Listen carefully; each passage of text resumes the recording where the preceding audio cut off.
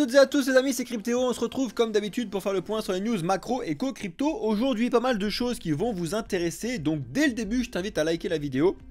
Mais si tu veux rejouer à certains jeux de ta Nintendo 64, c'est possible, notamment grâce à Bitcoin. Ça n'est pas une blague, il y a pas mal de choses qui sont sorties actuellement. Et on va voir les différents coins qui sont en train d'exploser, pourquoi ils sont plus intéressants, pourquoi cette thématique-là explose.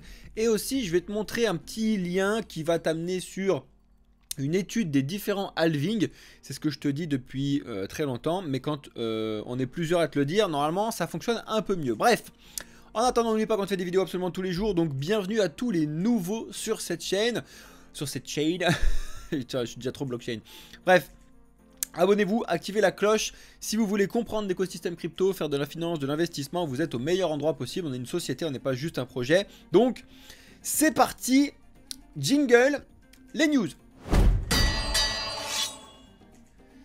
Oui, je sais, encore, tu vois du vert là, alors que je te mets du rouge. Je t'explique ça à la fin de la vidéo, tout va très bien se passer. En attendant, les news. Donc, au début, je voulais vous montrer ça. Aujourd'hui, ça fait longtemps que je ne vous ai pas montré un petit peu les revenus de stacking en termes de pourcentage sur Binance. Alors, bien évidemment, il y en a qui vont péter un câble là tout de suite parce qu'il y en a plein qui vont dire « Mais tu fais que de nous dire qu'il ne faut pas stacker sur Binance et tout. » Je dis « Oui !»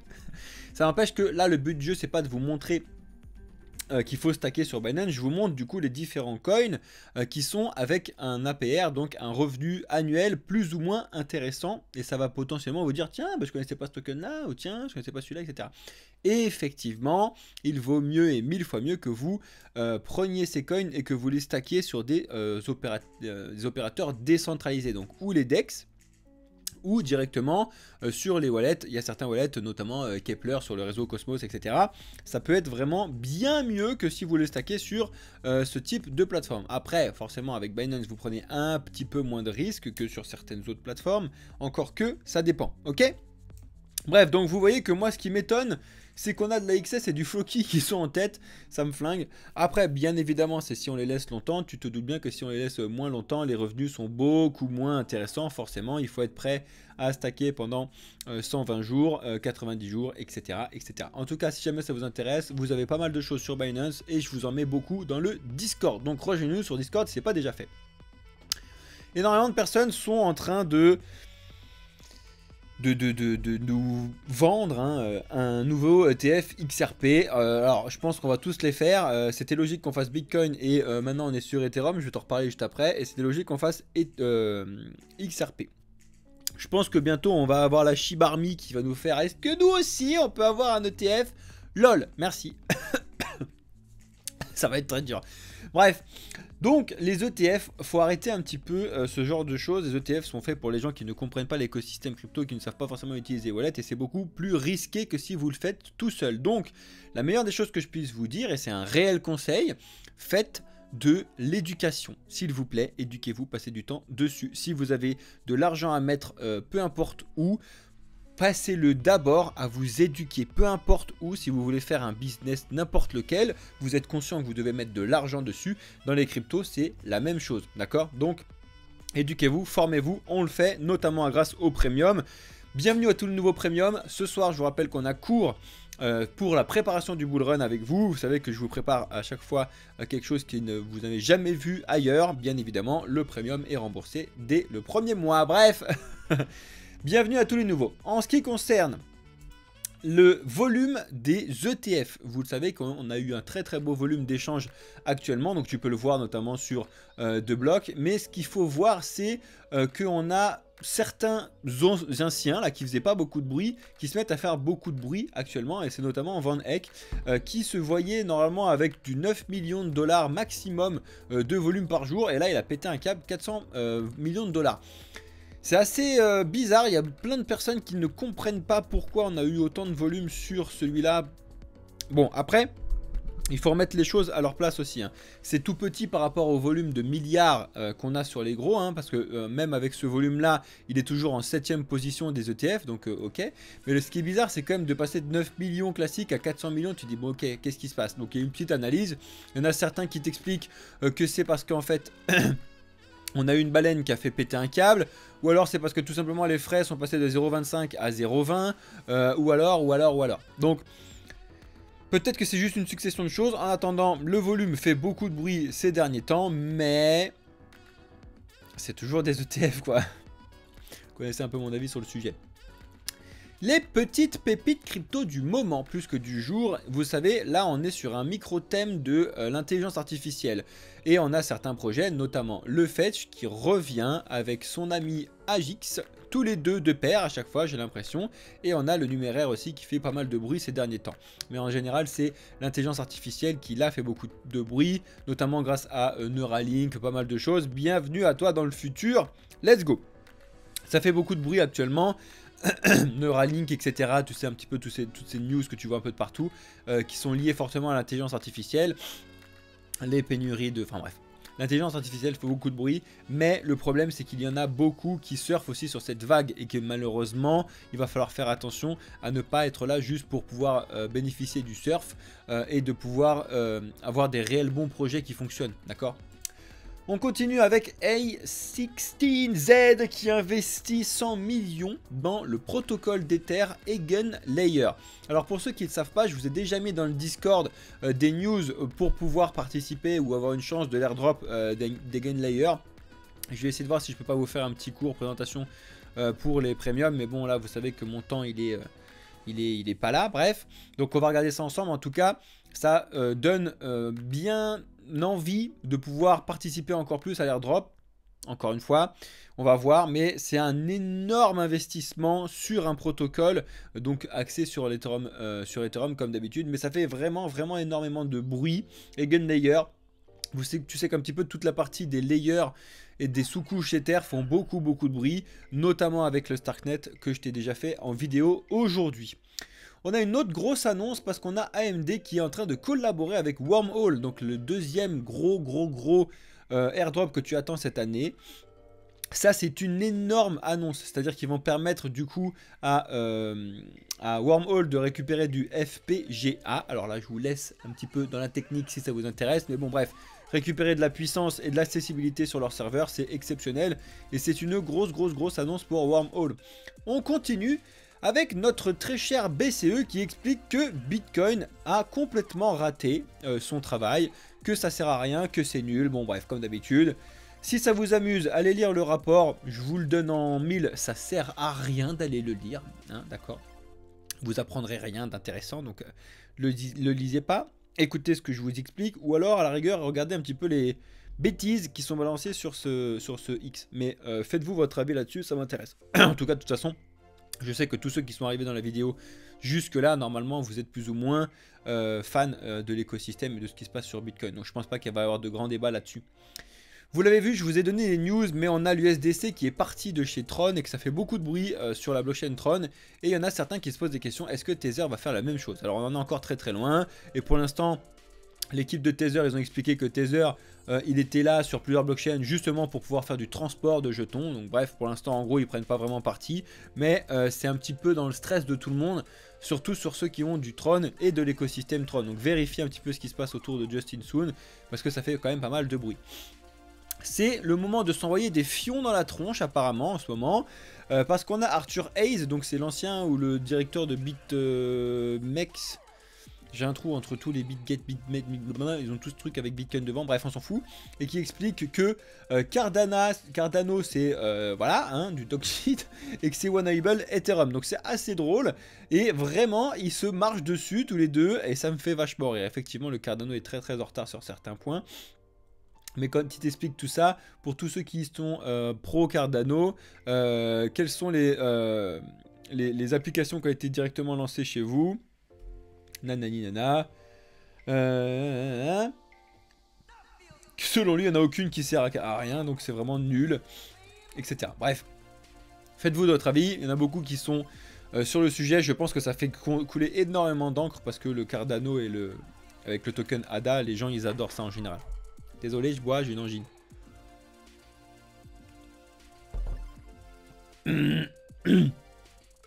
Ah, mettez un +1 dans les commentaires pour la souffrance que j'ai là. Nouveau truc, on a Coinbase qui est dans le gros soutien de Grayscale pour son trust sur Ethereum, donc de mettre des ETF Ethereum Spot. Donc ils expliquent ça à la SEC.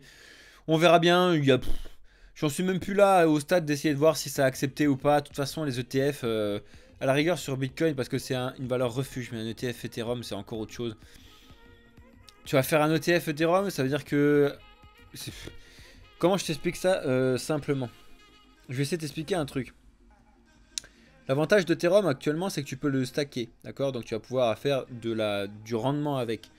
Là, typiquement, si tu fais ce truc-là, là c'est l'une de mes premières pensées quand je vois ces choses-là, mais tu achètes des Ethers sur Van Eck, tiens, on s'en fout. Tu leur donnes plein d'Ethers à eux, d'accord? Ils vont pouvoir en stacker plein on-chain, se faire plein de thunes et rien te donner du tout. Voilà. Donc en fait, si tu le fais, tu vas donner encore plus d'argent au système bancaire que ce que tu fais déjà avec ton livret à claquer. Donc éduquez-toi, éduquez-vous et prenez vos Ethers tout seul. Allez les stacker sur du Rocket Pool, du Lido ou quoi ou qu'est-ce. Et vous allez avoir des vrais bons rendements qui ne seront pas éclatés et vous allez comprendre comment fonctionnera le futur. Meilleur soutien que je puisse vous faire, je pense. Ça y est, on a DoCoin qui devrait être extradé vers les États-Unis, donc très mauvaise nouvelle pour lui, parce qu'un procès aux États-Unis, ce ne sera pas la même rengaine qu'un procès au Monténégro, donc affaire à suivre. Ça, c'est énorme. Je ne sais pas si vous avez vu ça, mais je crois que normalement vous l'avez dû le voir parce qu'on en a vu passer de partout. Mais on a le PSG qui devient validateur de Chiliz. C'est voilà, c'est assez énorme. Il y en a plein qui me disent de Chiliz, ça sert à quoi, machin truc, etc. Ben là, ça commence à faire un peu de bruit, mondialement parlant, parce que autant en France, on fait pas beaucoup de bruit, juste la France, autant le PSG dans le monde fait du bruit en termes de foot et en termes de sport en général. Donc ça peut être vraiment une grosse pub pour l'écosystème Chiliz. Affaire à suivre sur le projet. On a Polygon et Starkware qui étaient du coup des plus ou moins ennemis sur leur projet, qui sont en train de s'associer pour créer les Circle Stark. Regardez un petit peu en quoi ça consiste, à quoi ça sert et qu'est-ce que ça va pouvoir vous et nous apporter. Je trouve que c'est vraiment intéressant. On continue avec une grosse annonce mais un petit peu bizarre. Mais on a Cosmic Battle, donc c'est un jeu type carte qui a été développé sur Arbitrum, qui vient de débarquer sur le Epic Game Store. Donc c'est quand même énorme, un jeu qui est axé blockchain crypto qui arrive sur Epic Game Store, c'est quand même pas anodin. Bref, donc c'est un free-to-play, trading card game, etc. Et encore une fois, c'est pas pour vous dire que ce projet-là c'est génial, allez tous foutre de trucs dessus. Non, c'est juste pour vous montrer que ça arrive petit à petit. Encore pour ceux qui sont sceptiques, mais ça arrive vraiment même dans le gaming, donc tout va bien se passer. Ça y est, on arrive sur la partie où je vais passer un petit peu de temps. Donc vous avez Coin Tribune, comme d'autres, comme moi-même aussi, qui vous font normalement des analyses sur les différents halvings et du coup essayer de faire des prévisions sur 2024. Donc je vais vous montrer rapidement ce qui se passe là-dessus. Et si vous voulez avoir quelque chose de beaucoup plus concret, beaucoup plus intéressant, beaucoup plus poussé avec des heures, etc., rejoignez le premium, parce que c'est exactement ce qui se passe dans le premium. Donc bien évidemment, je ne vais pas balancer des informations qu'on envoie dans le premium. Si vous voulez les avoir, venez dans le premium. Là, je vais vous montrer rapidement ce qui se passe un petit peu là-dessus. Et je pense que c'est intéressant que vous le sachiez. Mais venez voir ce qui se passe dans le premium. Pour ça, devenez membre premium. Regardez ce qui s'est passé, parce que là, juste, c'est ce que je vous dis depuis très longtemps, mais fin 2012, le cours du Bitcoin avait plongé de 50% avant le halving. D'accord? Ok? Important. En 2016, c'est 40% qui s'était passé avant le halving. Ok? En 2020, cette fois-ci, c'était 63% qui s'était passé avant le halving. De combien on va se péter les dents avant le halving? Le halving, c'est assez bientôt. Il y a eu, pour l'instant, 3 fois du pétage le Bitcoin s'est écrasé 3 fois avant les halvings des 3 derniers cycles. Alors je vous dis pas que ça va se faire une 4e fois parce que j'en sais rien, personne n'en sait jamais rien. Mais pour l'instant, on est beaucoup trop haut, d'accord? Donc il faut regarder un petit peu ce qui se passe. Même ceux qui disent 45 000, je vous le donne en 1000, ça fait une vieille baisse claquée par rapport à ce qu'on a maintenant. 45 000, ça fait une baisse de 12%. Non. Voilà. Une vraie baisse, c'est une baisse de 40%. Effectivement, 50%, c'est pas impossible. Donc c'est la partie qui est vraiment intéressante et qui intéresse forcément tout le monde. Si tu prends le plus haut, d'accord, qu'on a eu, et que tu fais une baisse de 40%, oui, ça fait mal. 40%, on arrive sur 31, 32 000, voilà ce que je vous dis. Moi, je préférerais avoir un 48% en arrivant sur les 27. Et il y en a certains qui expliquent qu'on pourrait avoir encore plus à faire, à suivre. En attendant, cette montée n'est pas saine. Non, nous ne sommes pas en bull run. Les amis, j'ai complètement craqué aujourd'hui. Mais c'était normal parce que je suis pas dans un bon mood aujourd'hui. Et voilà, mais bon, bref. Je vous ai fait une vidéo aujourd'hui. Et sur TikTok, le premier commentaire que j'ai eu, il m'a flingué. Il m'a dit, vous y connaissez rien. on est en bull run. Et là, je suis monté direct au truc. J'ai dit, bah non, on n'est pas en bull run. J'ai connu plusieurs bull run. Là, on n'est pas en bull run. Il m'a dit, un x3, c'est quoi si c'est pas un bull run? Un x3, c'est quoi si c'est pas un bull run? Eh ben, c'est de la merde. Voilà, je vais être un petit peu cash 2 secondes, mais un x3, ça n'est pas un bull run. C'est un mini bull run, à la rigueur, c'est ce que je vous dis depuis 1000 ans. Un x3 sur X temps, c'est pas un bull run. Et puis un bull run, c'est pétage de câble à la hausse et à la baisse. Là, on a fait que de la hausse, on a fait que de la rumeur. Il n'y a pas d'argent qui est investi sur le truc. Et ce qui me flingue, c'est que le gars sur TikTok, il sait pas ce que je fais, il sait pas ce qu'on fait. C'est la première fois qu'il vient, qu'il nous voit, il regarde une vidéo, il fait bien sûr que si on est en bull run, il comprend rien lui. Vraiment un débutant, il est nul. Bref, bon, j'ai un peu craqué, c'était ce matin. Mais non, ça n'est pas un bull run, très cher confrère, d'accord, ami, tout ce que tu veux, je m'en fous, c'est pas un bull run. Non, ça n'est pas un bull run. Je suis désolé, mais il faut quand même l'expliquer aux gens, d'accord? Parce que là, voilà, donc là, il y en a plein qui te disent, ouais, le Solana fait 400%, c'est un bull run, ferme-la 2 secondes, je vous ai dit, je suis chaud aujourd'hui. Ça, c'est un bull run, voilà. Là, nous sommes sur un bull run. Un bull run, c'est quand le Solana il part de 2 balles et qui vient taper les 200 balles, qu'on a fait 12 000%. Ça, c'est un bull run. 300%, ça n'est pas un bull run, mon ami. 300%, c'est une très belle hausse, clair, on est d'accord, mais il n'y a pas eu de pétage de câble. Et un pétage de câble, c'est ce que tu vois ici, c'est-à-dire que pendant un bull run, tu peux avoir des retracements qui te font flipper complètement, où tu prends le truc et qui perd 50% dans les dents en 4 jours. Ça, c'est un bull run, et après tu repars. Donc c'est à dire que là il faut se lever tôt le matin parce qu'il faut être quand même au courant que ça s'est passé. Désolé, mais je vous le montre parce que c'est vraiment important. Mais tu es allé sur le plus haut en une journée, donc là c'est, allez, je vais te montrer le plus haut et le plus bas. En 12 jours, 50%, d'accord? Ça c'est un bull run. En 12 jours tu prends ça dans la tronche et après tu repars et tu reprends un 120%, ça sûr qu'on était déjà vachement bien monté, en un peu plus d'un mois. Ça, c'est un bull run. Ça monte, ça pète, ça monte, ça pète, ça monte, ça pète, ça monte, ça pète. Voilà un bull run, ok? Très bien, ça c'est un bull run. Tu aurais bien pris un autre exemple sur le Solana, sauf que ça n'est pas le Solana qui n'était pas là en 2017. Ça, c'est une belle montée, on est d'accord, mais ça n'est pas un bull run. Yes, Alex, t'inquiète. Mais non, mais ça me flingue. Aujourd'hui, j'étais un peu flingué sur ce genre de truc.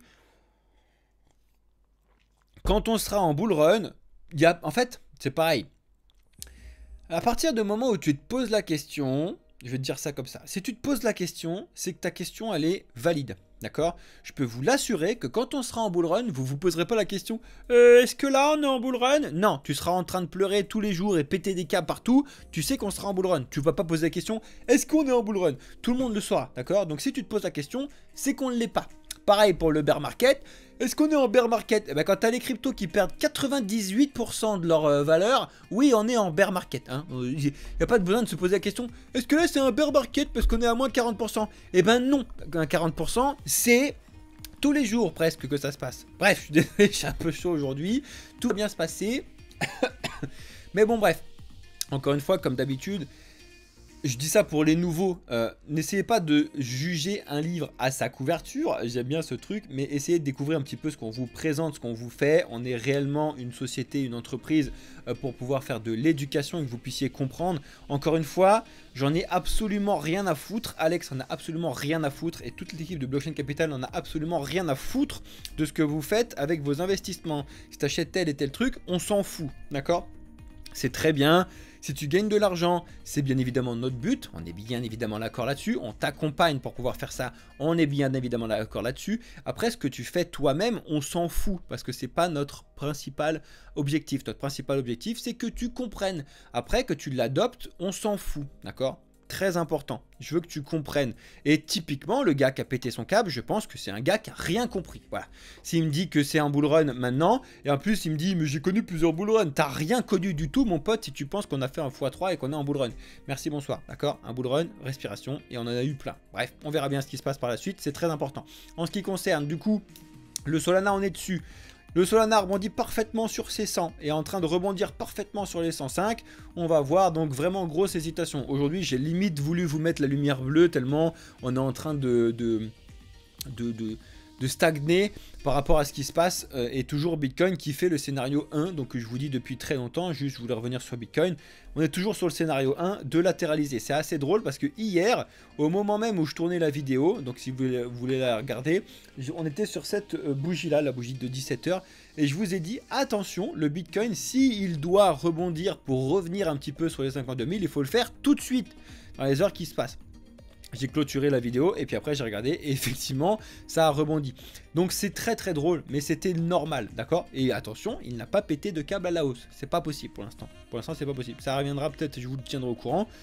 Pour l'instant c'est pas possible. Ether gagne toujours de la puissance par rapport à Bitcoin.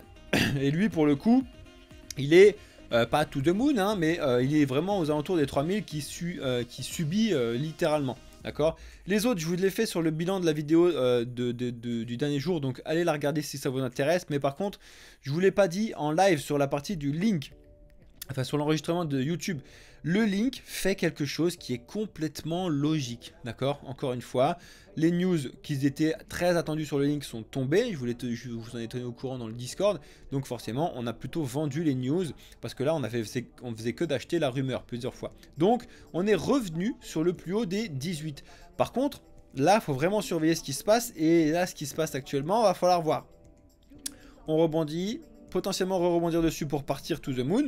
Mais pour qu'il puisse partir, il faut qu'il y ait Bitcoin qui parte aussi, d'accord? Ou au moins qui stagne encore pendant un moment. Donc on va voir. Il y a quand même beaucoup de chances qu'on respire et qu'on respire carrément, d'accord? Et le link respirera comme tout le monde, d'accord? Qu'est-ce que je voulais vous montrer d'autre?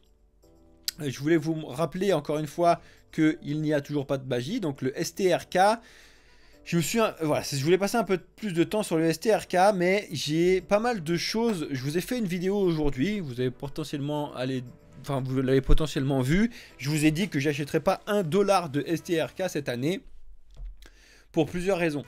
Le projet, déjà, sachez qu'il est très très bon. C'est un bon projet, une technologie qui est très bien. Ça, c'est pas ça que je remets en cause, l'équipe et tout, franchement, très très bien. Par contre, c'est les diverses mauvaises nouvelles qu'on a eu un peu de partout.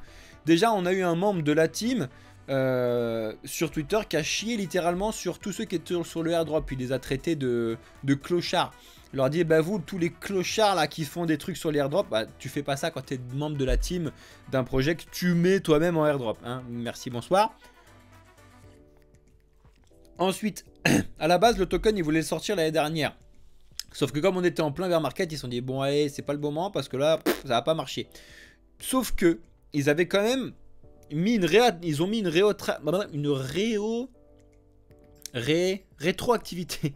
Une rétroactivité sur la partie du vesting. Le vesting, qu'est-ce que c'est? C'est qu'en général, les membres de la team, les développeurs, etc., ils touchent des tokens, mais ils ne peuvent pas les vendre pendant, en général, c'est 36 à 52 mois. Ils ne peuvent pas le revendre. Sauf que, et puis des fois 24, des fois 12, des fois machin. Ouais, 36, c'est déjà bien. Souvent, c'est un peu moins... Tu vois du 15 mois en vesting pour les développeurs. Alors, en général, les membres de la team qui sont pas beaucoup, c'est eux qui ont le 36, mais les développeurs, ils sont plutôt sur du 15 mois. Le problème, c'est qu'en fait, le vesting pour eux a commencé l'année dernière, alors que le token vient de sortir. Déjà, c'est hyper chelou, mais du coup, en fait, le problème, c'est que là, leur vesting à eux va se terminer en quelques mois.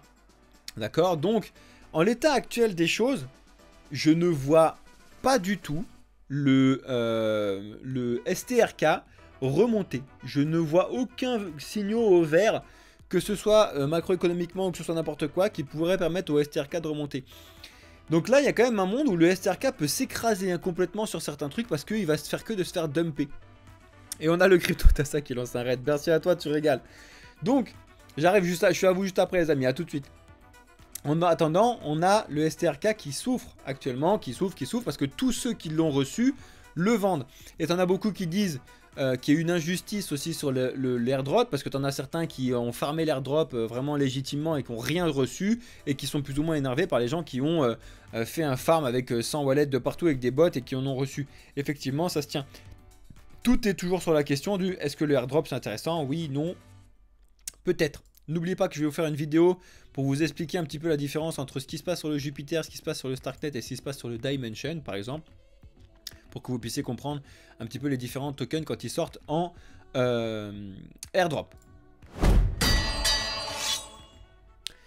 Bon les amis, j'espère que c'est plus ou moins clair ce que je vous explique là actuellement, et j'espère que mon petit pétage de câble vous aura pas fait trop fuir. Au contraire, je pense que ça devrait vous montrer qu'on est vraiment très sérieux et qu'on n'est pas là juste pour rester 5 minutes, qu'on n'est pas juste là pour vous faire miroiter des trucs qui sont éclatés.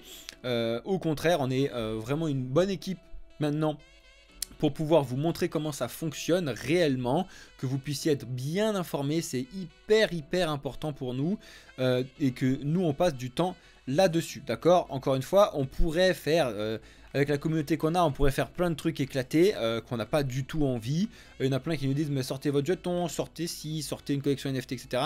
En vrai, je pense que ça arrivera potentiellement un jour, mais ça arrivera pour une raison qui sera intéressante et qui servira à quelque chose. On veut pas juste faire ça pour surfer sur un truc ou quoi aux caisses, juste pour pouvoir se foutre de la thune dans les poches, ça sert à rien. Le but du jeu, c'est de pouvoir vous éduquer, que vous puissiez comprendre comment ça fonctionne. Voilà, en attendant, si vous êtes intéressé par faire du trading, bah, regardez avec mon associé, avec Alex, et si vous êtes intéressé par comprendre l'écosystème, venez me voir. Vous savez qu'on a des cours spécialisés qu'on vous donne, et surtout ce qui peut vous intéresser, ce qui intéresse énormément de personnes, c'est le premium. Je vous répète, pour ceux qui seraient potentiellement intéressés par le premium, mais qui pensent que c'est cher, qui pensent qu'ils savent pas ce qu'il y a dedans, etc.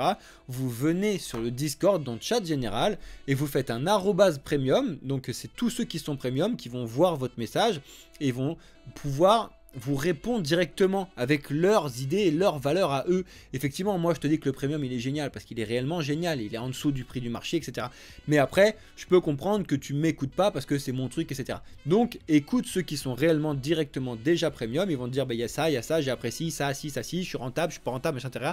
Et tu vas pouvoir voir toi-même si c'est intéressant ou pas. Mais fais-le, il n'y a pas de honte et il y a absolument une gestion actuelle sur le Discord exceptionnelle. Il n'y a absolument aucun premium qui va vous, vous mépriser ou je sais pas quoi.